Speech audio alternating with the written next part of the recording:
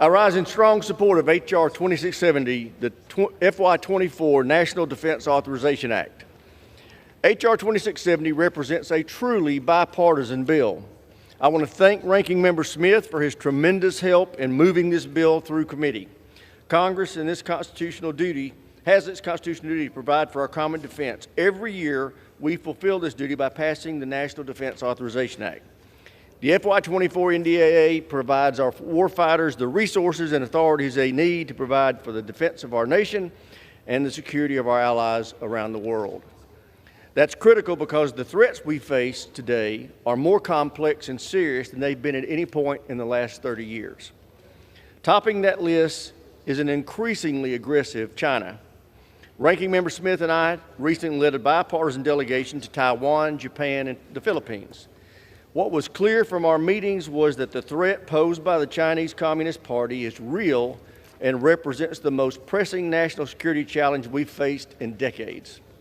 The FY24 NDAA was built with that underlying goal of deterring the Chinese Communist Party in mind. It provides new authorities and speeds the fielding of innovative new technologies like artificial intelligence and hypersonics that will give us the advantage in a conflict with China. It strengthens our security partnerships with Taiwan and other Pacific allies. It fully funds and expedites the modernization of the nuclear deterrent. It builds a stronger and more capable missile defense. It protects the U.S. military bases, critical infrastructure, and academic research from Chinese encroachment and espionage.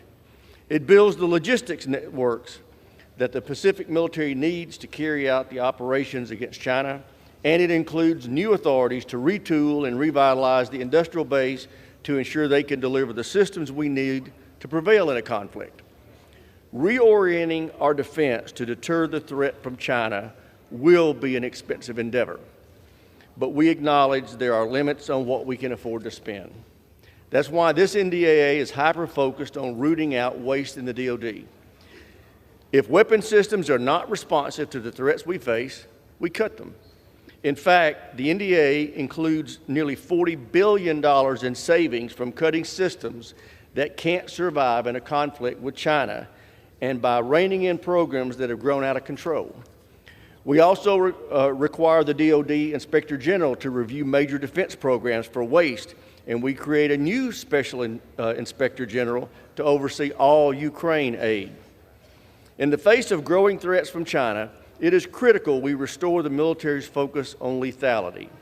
The FY24 NDAA does so by bringing to an end divisive policies implemented by this administration that have hurt recruiting, unit cohesion, and military readiness. While I believe this will go a long way toward resolving the recruiting crisis we face, we also need to improve the quality of life for our service members and their families. The NDAA does that by providing for the largest pay raise in 30 years and authorizes bonuses for junior enlisted personnel. It increases allowances for housing and basic needs to counteract the growing cost of food and housing. It authorizes $200 million more than the President requested to build new barracks and family housing.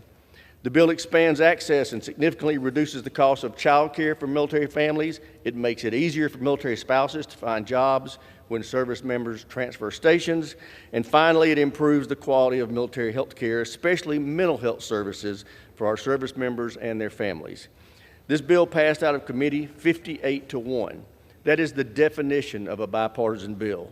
It will enhance congressional oversight of DoD, it will improve the quality of life of our service members, and it will help build the ready, capable, and lethal fighting force we need to deter the Chinese Communist Party and our other adversaries. I urge all members to support it, and I reserve the balance of my time. Gentleman reserves, and the gentleman from Washington is recognized.